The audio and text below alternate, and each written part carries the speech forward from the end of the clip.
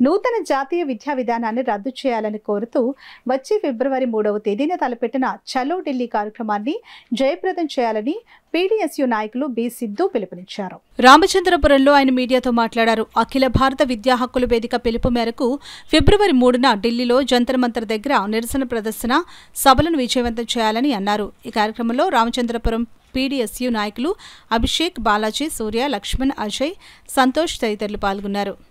ఏదైతే కాషాయీకరణ విధానాలతో ముడిపెట్టి ఈ రోజున వృత్తి విద్య కోర్సులని ప్రభుత్వ రంగంలోనే పెంపొందించడానికి చూస్తుంది. అంటే ఇది ప్రమాదకరమైన విద్యా విధానం. దేశంలో విద్యార్థులందరూ కూడా వ్యతిరేకించవలసిన అవసరం ఉంది.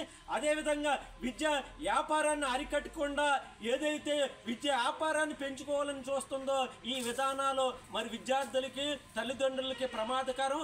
అందులోనే విద్య వ్యాపారం కాకుండా మతోన్మాదం, అదేవిధంగా కాషాయీకరణ అనుగుణంగా మార్చుకోవడం ఈ మోడీ ప్రభుత్వానికి అనుగుంది. దాన్ని రాష్ట్రంలో జగన్మోహన్ రెడ్డి గారు అమలు చేశారు. మరి ఈ రాష్ట్రంలో అమలు చేసే ముందు ఎవరిని కూడా మేధావుల్ని కానీ విద్యార్థి సంఘాలను సంప్రదించకుండా ఆ విద్యా విధానాన్ని కొనసాగించడం అనేది దుర్మార్గం. అందుకో ఇది విద్యా విధానం అనేది, నూతన జాతీయ విద్యా విధానం అనేది విద్యార్థులకు ఎవరికి అనుకూలంగా లేదు. అందుకోసమే దీన్ని వ్యతిరేకిస్తూ పెద్ద ఎత్తున దేశవ్యాప్తంగా మరి ఫిబ్రవరి 3వ తేదీన మరి ఢిల్లీలో జంతర్ మంతర్ దగ్గర ప్రదర్శన నిరసన కార్యక్రమం ఉంది. విద్యార్థులందరూ కూడా రావాలని కోరుతున్నారు.